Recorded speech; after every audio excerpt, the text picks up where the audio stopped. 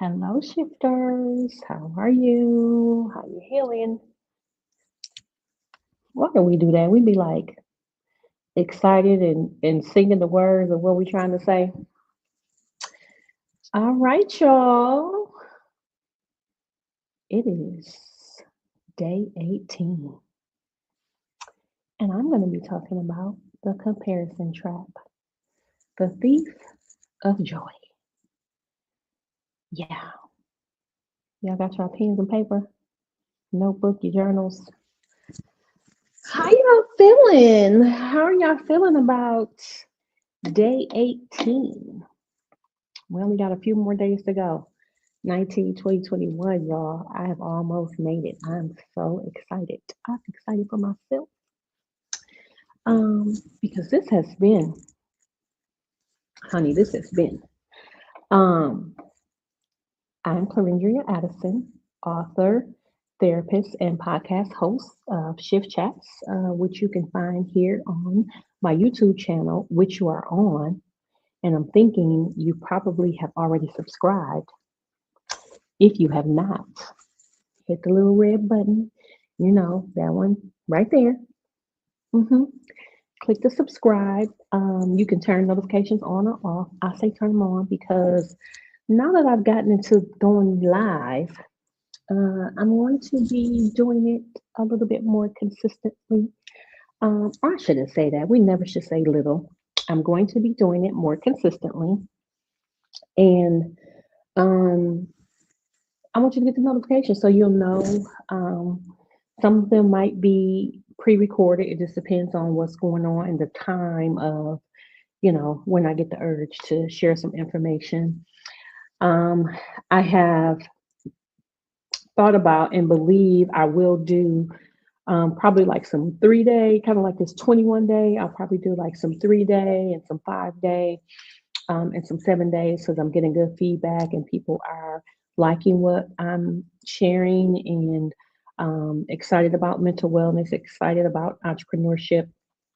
So I definitely will keep this going and they won't be this long. I think this 21-day challenge, again, this was more about me and kind of, what I had going on, me reading the book, The Artist's Way, and, it kind of coming up in my journaling. So that's kind of how we got here. If you want to learn, you'll have to go back into some of the other recordings. I believe I talked about that in the first couple of days of how I even got to starting to do the 21 day. So today, my topic is the comparison trap, the thief of joy.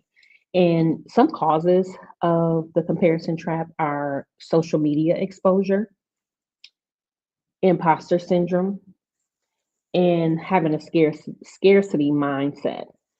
So I'm going to talk a little bit about social media exposure because I have done a whole day on imposter syndrome, I believe. And if I haven't, it's coming up, but I think I did already.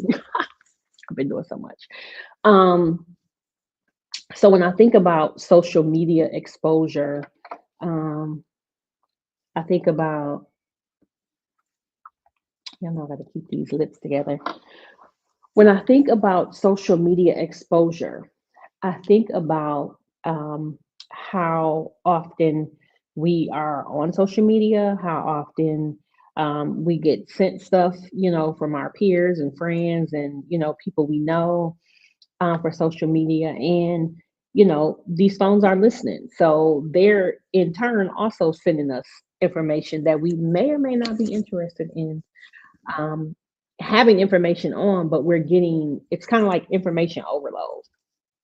So when I think about causes of comparison, you see something on social media, you're like, oh, I think that's cute. I'm gonna go, buy that shirt or buy those shoes or get those glasses or I want that car.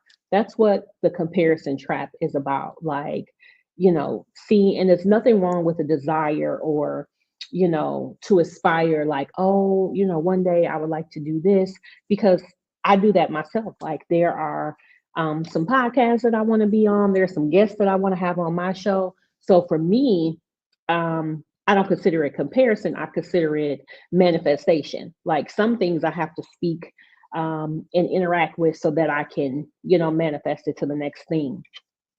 And with social media exposure, I think that often there is this element of too much too fast, too much information, and it just, wears us out. So one of the things that we have to continue to be in the practice of is monitoring our social media exposure so that we are not caught up in the trap of comparing ourselves to, what other people have going on.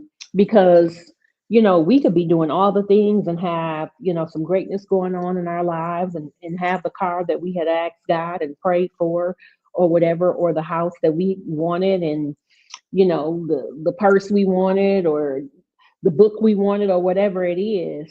And then you get on social media, and all of the things start to pour in: the self-doubt, the why don't I have this, I should be doing this. So you definitely don't want to find yourself in that state. Imposter syndrome, like I said, I'm not going to go into depth with that because I've done that already. And having another cause of the comparison trap is having a scarcity mindset. And when I think about scarcity mindset, I think about um, like not having enough, right? Or thinking that you're going to run out. And so for me, I try to make sure that I'm focused on me, right? And what I'm working on, and not worrying about what everybody else has going on. I'm going to give you some ideas about ways to break free from comparison trap. One, limit your scroll and curate your feed. So just how I was kind of saying, like, when we're talking amongst our peers and friends, our phones are recording information. If you pay attention to all the things that are happening with AI and all of that. So one thing you could do is just turn your phone off. Like, for example, if you're out for dinner or you're having a conversation with friends, just turn your phone off so that it's not picking up that information.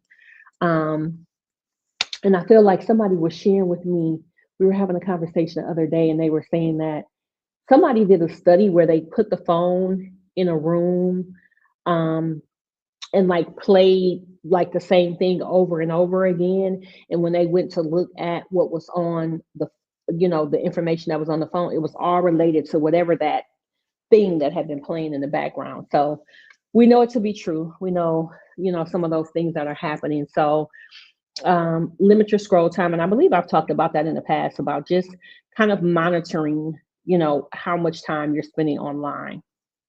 And unless it's something like this, something that's informative and educational, and it's providing you a resource or something that you can tap back into or refer back to. Um, and you can set timers, on your phone for that. Um, Celebrate your progress with gratitude journaling. As you guys know, I'm a firm advocate of journaling. I think that it allows you to free up space in your head. And it allows you to get some thoughts out that, maybe you were thinking, but you don't necessarily need to say. Um, or it maybe doesn't need to be said, but you just need to get it out of your head so that you can process it and kind of think about, what how you need to handle a situation or something like that. So definitely journaling, and more specifically gratitude journaling. I am every day, since I started the Artist Way, and even before I started reading that book, I was a pretty good journaler. Is journaler a word? I don't know, but I was good at journaling. And when I say good at it, like for me, I didn't necessarily journal every day. However, I would, like, if something was going on, or like I felt like I was having, rambling thoughts in my head, or, maybe a crisis happened at work, or, I was trying to like figure out something that I needed to do is when I would typically go to my journal. So, a couple times a week, sometimes once or twice a month, it would just vary. But since I've been doing the artist way, one of the practices that we are doing, in addition to gratitude, is affirming, right? I'm saying my affirmations every day. I have this one affirmation radio, not radio, but let me find it. I believe it's on one of the music stations. It's called Affirmations for Success, Abundance, Confidence, and Health.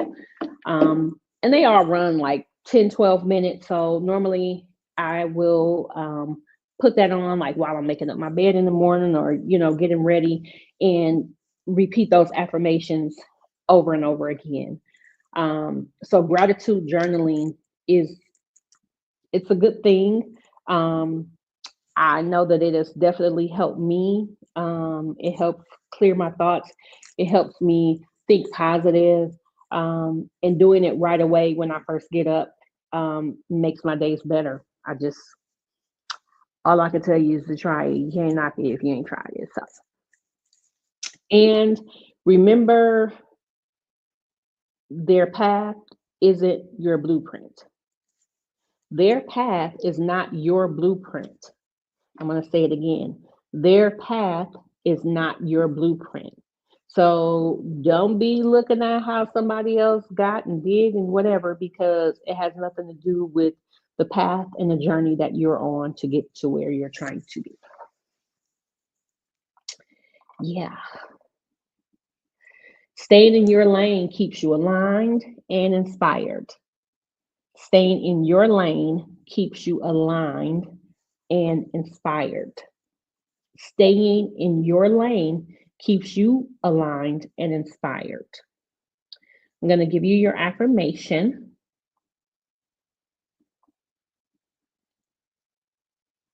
I am aligned with my own timing. What's for me can't miss me. I am aligned with my own timing. What's for me can't miss me. I am aligned with my own timing. What's for me can't miss me. Now, I will say this, because you hear people say that all the time, like, if it's for me, it's going. But one point I want to make is that is true to a certain extent, because there is still work that's required by you in order to bring things to light, right? So I can't say I want to be better at going live and then think it's just going to magically happen, right? There is some work that behind the scenes I need to do. I need to get in the practice of going live, for example, and then things that I want from going live will start to manifest. There will be synchronicities that happen. For example, a couple of people that I'm interested in being on their podcast, I've been making sure that I send them a message. If they're commenting about something or they make a post about something, I'm commenting on that, because that is a part of the journey in my process, is that I can't just expect something to happen if I'm not putting work in behind it to bring it to life and to see that it happens.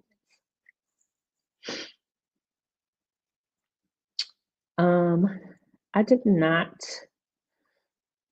I don't think I have a journal prompt for you guys. Um, but I also wanted to just talk about um, correlating the comparison trap and understanding, connecting it to your lifestyle of healing. And healing is a lifestyle, it's not a destination. Like, you'll hear this language in different terms being said, but what I want to make sure that people are clear on is that we're all on a journey, right? And some of us may feel like we need to heal from some things, and some of us may not. My point I want to make is that everybody is different. So, there's a lot of conversations going around now. There's a lot of, therapists that are, saying people are kind of stuck, and, people are using these words too much and talking about boundaries too much, and, things of that nature. And for me, I'm always in the mindset of everybody has to do what works for them. Part of what doing what works for you is maybe you need to see a therapist, maybe you need to see a coach, maybe you have peers and friends that you can talk to and that help you kind of get to the other side. But what I don't like is when, it's kind of like a one size fit all. And what I know from the work that I've done over the years, and it's been a lot of years, is that it's not a one size fit all. Like what works for me may not work for you. So what I try to do, and work to do with people that I work with and my clients and sharing information with you guys is kind of giving you a foundation, right? And information for you to go and do your own research, to, read, to find resources, to gather information from the resources, that I may provide. For example, I'm talking about the artist way. Well, you might Google that and say, yeah, I don't think I want to do that. That's not for me. Okay, well, then pick up Shift, because it's along the same lines. Um, and if you haven't read it, then, that would be an option for you. So, saying all that to say, like, everyone has their own journey. And don't get stuck on the language.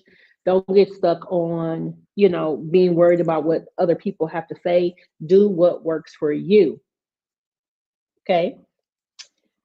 Healing isn't linear. It's not the same for everybody. Um, and I believe I might have said that, miss said that in another post or something that I made. And this was a while ago, but it just popped into my head because it is not linear.